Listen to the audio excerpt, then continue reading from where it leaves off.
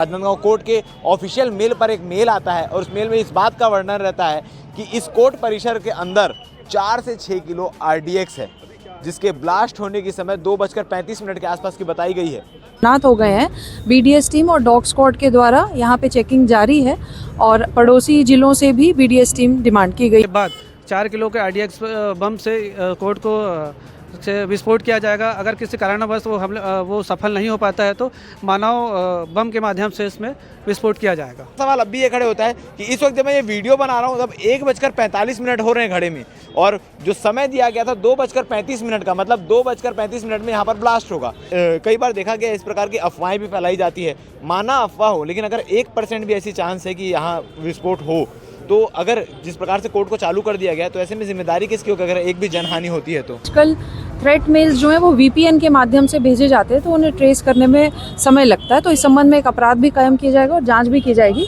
पर प्रथम दृष्टया अभी चेकिंग अभियान जो है वो जारी है। न्यायालय में काम खाली करने का समय दिया गया है। कायदे से हमको तो शाम तक, रात तक या दिन भर चीज़ों को बिल्कुल स्थगित किया जा सकता था।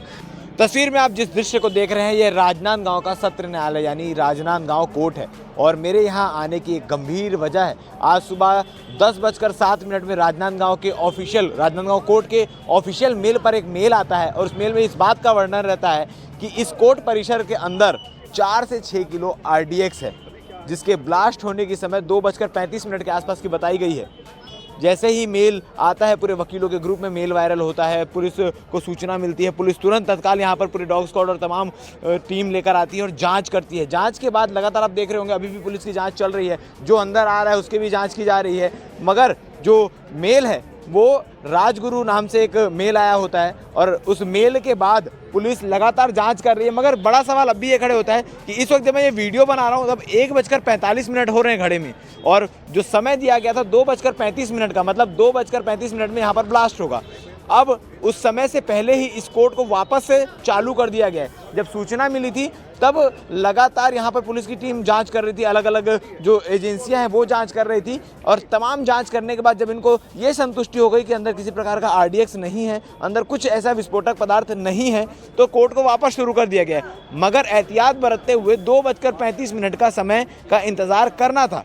अब हो सकता है लोगों को नॉर्मल फील कराने के लिए सारी चीज़ें की गई हो, क्योंकि कोर्ट परिसर के जस्ट बगल में स्कूल भी है और आसपास का इलाका जो है वो काफ़ी भीड़ भाड़ वाला इलाका है, और इसकी खबर मिलते ही दुरुक कोर्ट में भी जांच लगातार शुरू कर दी गई। हमारे साथ वकील साहब भी मौजूद है, इनसे बातचीत करते हैं। सर, किस प्रकार की चीज़ें फैली थी, चाहे वो अफवाह का हो या हकीकत, क्या चीज़ें थी?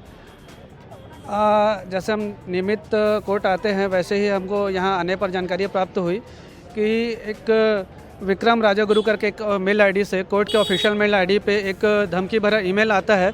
उसमें यह बताया गया है कि 2:30 बजे के आसपास पूरे कोर्ट प्रीमाइसेस में को खाली किया जाए, अन्यथा 2:30 बजे के बाद 4 किलो के RDX बम से कोर्ट को से विस्फोट किया जाएगा। अगर किसी कारणवश वो सफल नहीं हो पाता है तो मानव बम के माध्यम से इसमें विस्फोट किया जाएगा। अच्छा, मानव बम का भी जिक्र था जी।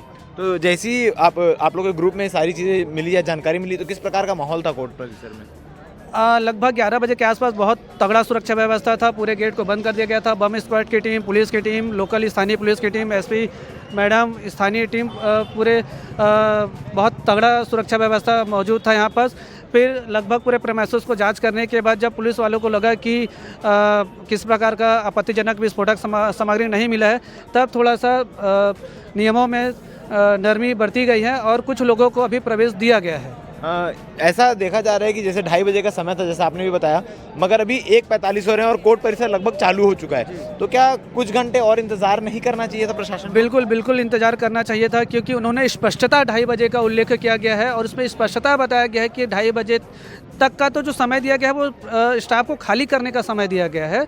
कायदे से हमको तो शाम तक, रात तक या दिन भर चीज़ों को बिल्कुल स्थगित किया जा सकता था, और मेरा ऐसा मानना है कि बिल्कुल किसी प्रकार का भी सभी प्रकार का प्रवेश निषेध करना चाहिए था। और जब संपूर्ण सुरक्षात्मक जो आपका प्रोग्राम होता है उसको किया जाना चाहिए, तो उसके बाद ही प्रवेश दिया जाना चाहिए था। इसे कई बार देखा गया इस प्रकार की अफवाहें भी फैलाई जाती है, माना अफवाह हो, लेकिन अगर 1% भी ऐसी चांस है कि यहाँ विस्फोट हो, तो अगर जिस प्रकार से कोर्ट को चालू कर दिया गया तो ऐसे में जिम्मेदारी किसकी होगी अगर एक भी जनहानि होती है तो? बिल्कुल, ये तो पुलिस प्रशासन की तो जिम्मेदारी तो है ही, साथ में ही ये हमारे जो वकील बंधु हैं, जजेस हैं, हमारा जो काम होता है सभी लोगों को न्याय मुहैया कराने का काम होता है। तो स्पष्टतः इसमें जो सुरक्षात्मक नियम है, जो मानक होते हैं, उसको फुलफिल किया जाना चाहिए था, क्योंकि बगल में स्कूल भी है, बगल में कलेक्टेड प्रीमाइसेस होते हैं, वहाँ भी हज़ारों व्यस्तम जगह है ये। व्यस्तम जगह है। दोनों तरफ इधर में ही 500 प्लस स्टूडेंट पढ़ाई करते हैं, जो कलेक्टेड प्रीमाइसेस होता है वहाँ भी लगभग 500 प्रतिदिन लोगों का आवाजाही रहता है। हमारे कोर्ट प्रीमाइसेस में 500 से 700 लोगों का आना जाना रहता है। एक भीड़ भाड़ वाला इलाका है और सामने वालों ने भीड़ भाड़ इलाका है, इसी कारण ऐसे जगह को चुना है। जब कोर्ट प्रीमाइसेस में जांच चल रही थी तो क्या स्कूल को भी खाली करवाया गया था कि स्कूल वैसे ही चल रहे थे रोजाना की तरह? ये कोर्ट बिल्डिंग है, ये पीछे से तो दरवाज़ा और बंद दिख रहा है, पर सामने पीछे से तो बंद है, सामने का मैं अभी नहीं जानकारी दे पाऊंगा, जानकारी नहीं उस बारे में। आखिरी सवाल लेना चाहूँगा, 4 किलो आरडीएक्स की बात की गई है, अंदाज़न अगर बात करें तो 4 किलो आरडीएक्स कितने बड़े एरिया को प्रभावित कर सकता है? इसके बारे में तो बम स्क्वाड वाले विस्तार रूप से बता पाएंगे, पर जिस हिसाब से हम जो मूवी है या अन्यों के माध्यम से जानकारी देख पाते हैं, उस प्रकार से ये बहुत बड़े एरिया को, लगभग 1 किलोमीटर के एरिया को या 500 मीटर के दायरे को ये अपने चपेट में ले सकते हैं। आप देख सकते हैं वहाँ पर डॉग स्क्वाड की टीम भी अभी भी लगातार मौजूद है। पुलिस लगातार जो है वो सुरक्षा बरत रही है, जांच कर रही है। मगर बड़ा सवाल अब भी यही खड़े होता है कि जब स्पष्ट रूप से ये कहा गया था कि 2:30 बजे तक कोर्ट प्रीमाइसेस को खाली कर दिया जाए, मतलब ब्लास्ट 2:30 बजे होगा ये ज़रूरी नहीं है, 2:30 बजे तक का समय दिया गया था प्रशासन को कि कोर्ट प्रीमाइसेस खाली कर दी जाए। तो जो प्रशासन है वो जांच करने के बाद सुरक्षा चीज़ों को तय करते हुए कि भाई कोर्ट जो है वो सुरक्षित है, कोर्ट को वापस चालू कर दिया गया है। अब 2:30 बजे के बाद शाम तक क्या कुछ चीज़ें होती हैं, फिलहाल आपको बता दें कि इस प्रकार के ऐसे पहले भी मेल आ चुके हैं। एक मेल राजनांदगांव के ही एक व्यक्ति द्वारा किया गया था, जो फ्लाइट को ब्लास्ट करने की बात कही गई थी, जिसे गिरफ्तार करके मुंबई भी ले जाया गया था। अभी इस प्रकार के मेल है, लगातार इस प्रकार के, चाहे वो फॉल्स हो या सही हो, क्या चीज़ें सही हैं क्या चीज़ें नहीं, ये तो समय आने पर पता चलेगा। मगर अगर 1% भी सत्यता है, अगर आरडीएक्स यहाँ आया है तो काफ़ी कुछ सवाल खड़े कर सकता है। और इस बात को हल्के में इसलिए नहीं लिया जा सकता क्योंकि कुछ ही महीने पहले दिल्ली में भी एक आरडीएक्स के द्वारा ब्लास्ट किया गया था। जो देश की राजधानी दिल्ली में घुस सकते हैं, उनके लिए छत्तीसगढ़ के राजनांदगांव में आना कोई बड़ी बात नहीं है। अगर सही में आरडीएक्स छत्तीसगढ़ के राजनांदगांव पहुंच गया है तो एक बहुत बड़ी जनहानि हो सकती है, एक बहुत बड़ा मसला क्रिएट हो सकता है। अब ये कोर्ट फिलहाल अभी सुरक्षित दिख रहा है, अब आने वाले समय में क्या होगा ये देखने वाली बात है। अपडेट के लिए बन रहे हैं हमारे साथ, लगातार हमको पल पल का अपडेट देंगे। धन्यवाद। आज दिनांक 8 जनवरी को डीजे कोर्ट में एक मेल आया है, संदिग्ध मेल है, जिसके माध्यम से कोर्ट परिसर में बॉम्ब प्लांट करने का, आईईडी प्लांट करने की सूचना प्राप्त हुई है।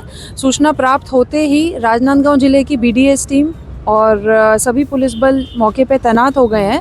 बीडीएस टीम और डॉग स्क्वाड के द्वारा यहाँ पे चेकिंग जारी है और पड़ोसी जिलों से भी बीडीएस टीम डिमांड की गई है, वो टीम भी आ रही है। ये मेल वीपीएन के माध्यम से शासकीय मेल आईडी में आया है डीजे कोर्ट के, और बाकी सारी चीज़ें साइबर में जांच करने पे ही पता चलेंगी, क्योंकि आजकल थ्रेट मेल्स जो हैं वो वीपीएन के माध्यम से भेजे जाते हैं, तो उन्हें ट्रेस करने में समय लगता है। तो इस संबंध में एक अपराध भी कायम किया जाएगा और जांच भी की जाएगी। पर प्रथम दृष्टया अभी चेकिंग अभियान जो है वो जारी है। न्यायालय में काम धाम कुछ जी, एहतियातन एक एसओपी होती है, ड्रिल होता है, उसमें पूरे प्लेस को इवैक्यूएट करवाने के बाद ही चेकिंग अभियान को शुरू किया जाता है। तो न्यायालय को अभी इवैक्यूएट करवाया गया है, केवल बीडीएस की टीम और जो एडिशनल एसपी अन्य पुलिस वाले हैं वही यहाँ पे तैनात है, बाकी सभी को बाहर किया गया है।